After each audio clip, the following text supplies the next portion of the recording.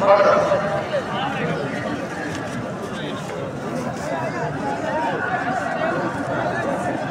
করে তাকবীর দেন, আওয়াজ করে পড়েন লিল্লাহি তাকবীর। আরো জোরে আওয়াজ করে পড়তে হবে লিল্লাহি তাকবীর, লিল্লাহি তাকবীর। আমার প্রিয় সিলেটবাসী, আমার দিকে তাকান, আমার দিকে তাকান। কোন দিকে আছে?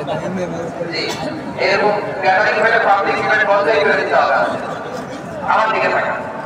আল্লাহ তাআলা বিশ্বনবীর পাঁচটি বৈশিষ্ট্যের কথা বলেছেন। একটি বৈশিষ্ট্যের ব্যাপারে আমরা জানলাম, তিনি হচ্ছেন শাহিদ, সাক্ষ্যদাতা। দুই নম্বর বৈশিষ্ট্য হচ্ছে মুবাশশির, তিনি সুসংবাদদাতা।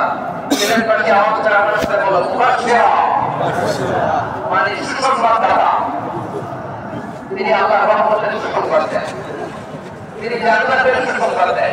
এই উম্মতের মধ্য থেকে যারা গাফেল, যারা অবাধ্য, যারা সীমান্ত করবে, তাদেরকে বিশ্বনবী আল্লাহর রহমতের সুসংবাদ দেন।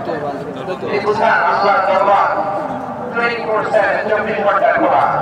আপনি যত বড় পাপী হন, আপনি যতই অন্যায় করেন না কেন, আল্লাহর রহমতের দরিয়া, আল্লাহর রহমতের দরজা আপনার জন্য খোলা আছে না নাই?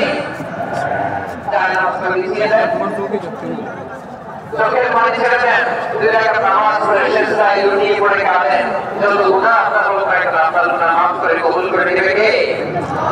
মুবাশশিরান বিরহমাতিল্লাহ, বিশ্বনবী তিনি সুসংবাদদাতা। পাপী অবাধ্য সমাজকারীদেরকে তিনি আল্লাহর রহমতের সুসংবাদ দেন। আল্লাহর রহমত থেকে মুক্তি নিয়ে নিও না। তিনি যে কত দয়ালু, তিনি যে তোমার কত ভালোবাসে তুমি জানোই না। আমি আমাকে যত বেশি ভালোবাসি, তার চেয়েও আমাকে বেশি ভালোবাসে কে? সবাই বলে নাই, বলতে পারে নাই। আমি আমাকে যত বেশি ভালোবাসি, তার চেয়েও আমাকে বেশি ভালোবাসে কে? আমার মাতা পিতা আমাকে যত ভালোবাসে, তার চেয়েও আমাকে বেশি ভালোবাসে কে? আমার প্রিয়তম স্ত্রী আমাকে যত বেশি ভালোবাসে, তার চেয়েও আমাকে বেশি ভালোবাসে কে? মুবাশশিরান বিরহমাতিল্লাহ, তিনি আল্লাহর রহমতের সুসংবাদ দেন। আল্লাহর রহমতের শেষ নাই, আল্লাহর ভালোবাসার শেষ নাই।